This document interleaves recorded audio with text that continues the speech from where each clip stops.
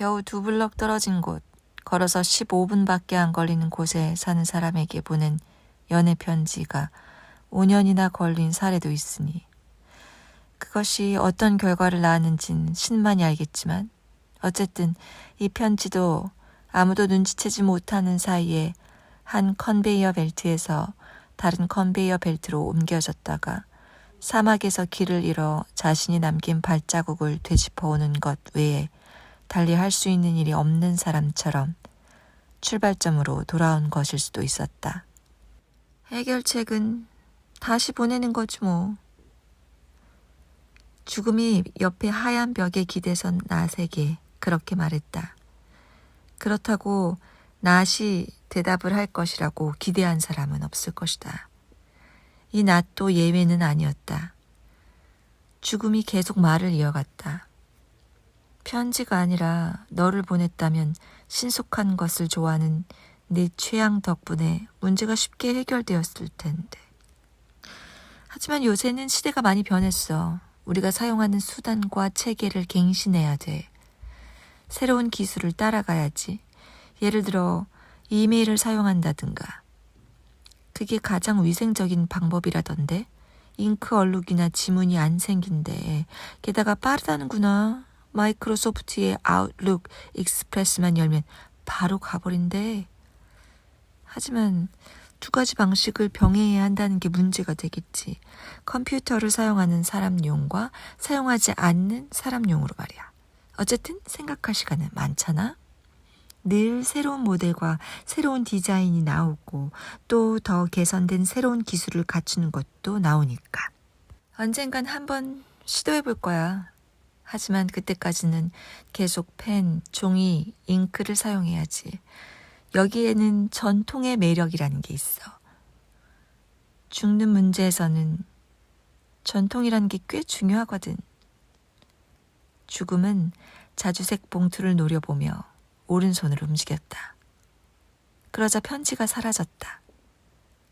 이렇게 해서 이제 우리는 많은 사람이 생각했던 것과는 달리 죽음이 편지를 우체국까지 가져가는 것이 아님을 알게 되었다. 탁자에는 평소보다 약간 적은 298명의 이름이 적힌 명단이 있었다. 152명은 남자고 146명은 여자다. 같은 수의 자주색 봉투와 편지지가 다음 발송, 즉 우편에 의한 사망을 기다리고 있었다. 죽음은 발신자에게 돌아온 편지에 적혀있던 이름을 명단에 추가하고 그 이름의 밑줄을 그은 다음 펜을 펜꽂이에 집어넣었다. 죽음에게 신경이라는 것이 있다면 지금 약간 흥분했다고 말해도 좋을 것이다. 그럴 만도 했다. 편지가 돌아온 것을 대수롭지 않게 생각하기에는 너무 오래 살았기 때문이다. 이해는 아주 쉽다. 죽음의 일은 카인이 아벨을 죽인 일에 신이 모든 비난을 감당하고 있는 그 사건 일에 만들어진 일 가운데서 가장 따분한 것이 될 수밖에 없었다. 그 이유를 이해하는 데는 별 상상력이 필요 없을 것이다. 그 첫 개탄할 만한 사건, 세상이 시작되는 순간부터 가족 생활이 만만치 않음을 보여준 사건 이래로 바로 오늘날에 이르기까지 그 과정은 수백 년에 또 수백 년 동안 변함이 없었다. 반복되고 쉼이 없고 중단되지 않고 끊어지지 않고 단절되지 않았다. 생명이 생명 아닌 것으로 이동하는 여러 방식으로서만 차이가 있었을 뿐 기본적으로는 늘 똑같았다. 결과가 늘 똑같았기 때문이다. 중요한 사실은 죽게 된 사람은 누구나 죽는다는 것이다. 그런데 이제 놀랍게도 죽음이 서명한 편지, 그녀 자신이 손으로 쓴 편지, 누군가에게 돌이킬 수 없고 미룰 수도 없는 종말을 알리는 편지가 발신자에게로, 이 차가운 방으로 돌아온 것이다. 이 방에서 그 편지를 쓰고 서명한 존재는 유서 깊은 제복인 음침한 수의로 몸을 싸고 앉아있다. 머리에는 두건을 쓰고 있다. 손가락에 뼈로 또는 뼈의 손가락으로 책상을 두드리며 무슨 일이 일어난 것인지 곰곰이 생각한다. 자기도 모르게 그 편지가 다시 돌아오기를. 예를 들어 봉투에 수신자 소재 불명이라는 메시지가 적혀 오기를 기대하는 마음이 생기는 바람에 죽음은 약간 놀랐다. 사실 그것은 우리가 어린아이처럼 어딘가에 숨어 죽음을 피했다고 생각해도 어김없이 우리를 찾아내는 이 존재에게는 진실로 새로운 경험일 터였다. 그러나 죽음은 실제로 봉투 뒷면에 그런 부재 상태가 표시될 것이라고 생각하지는 않는다.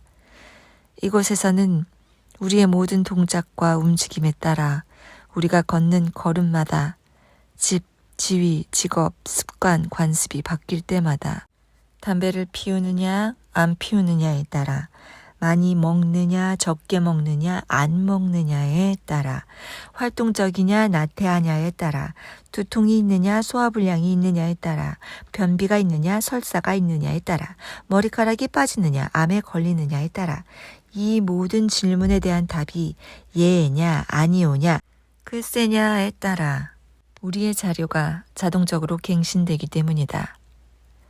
죽음은 알파벳 순서로 정리된 서류철이 담긴 서랍을 열고 해당 자료만 찾아보면 된다. 그러면 그것으로 끝이다. 우리가 우리 자신의 파일을 읽고 있는 바로 그 순간에 우리를 얼어붙게 만드는 갑작스러운 불안의 고통이 파일에 기록되는 것이 보인다 해도 조금도 놀랄 필요가 없다. 죽음은 우리에 관해 모든 것을 안다. 어쩌면 그래서 슬픈 것인지도 모른다. 그러나 그녀가 웃음을 짓지 않는다는 것이 사실이라 해도 그것은 그녀에게 입술이 없기 때문이다. 이런 해부학적 교훈은 우리에게 살아있는 사람들은 혹시 다르게 생각할지는 몰라도 미소는 치아의 문제가 아님을 말해준다. 죽음이 어떤 영원한 고정된 미소를 짓고 있다고 말하는 사람들이 있다. 섬뜩한 취향 때문이라기보다는 취향이 부족한 유머 감각 때문에 그렇게 말할 것이다. 어쨌든 그것은 사실이 아니다. 사실 그녀는 고통으로 찡그린 표정이다. 죽음은 늘 자신에게 입이 있었고 입에 혀가 있었고 혀에 침이 있었던 시절의 기억에 쫓기기 때문이다. 죽음은 짧게 한숨을 쉬더니 종이를 집어들고 그날의 첫 번째 편지를 쓰기 시작했다. 안녕하세요. 안타깝지만 일주일 뒤면 귀하의 생명이 돌이킬 수 없이 피할 수 없이 끝남을 알려드립니다. 남은 시간을 최대한 활용하시기 바랍니다. 귀하의 충실한 벗, 죽음. 298장의 편지지, 298개의 봉투, 명단에서 지운 298개의 이름. 이것을 처리하는 것은 죽을 정도로 힘든 일은 아니다. 그러나 이를 다 마쳤을 때 죽음은 진이 빠졌다. 오른손으로 우리에게 이미 익숙한 손짓을 하는 것으로 298통의 편지를 보내자 뼈로 이루어진 두 팔을 책상에 포개고 거기에 머리를 얹었다. 자려는 것이 아니다. 죽음은 자지 않기 때문이다. 쉬려는 것이다. 30분 뒤 피로에서 회복되자 죽음은 고개를 들었다. 발신자에게 돌아왔기 때문에 다시 보낸 편지가 또 돌아와 있었다. 텅 빈 놀란 눈구멍 바로 앞에 있었다.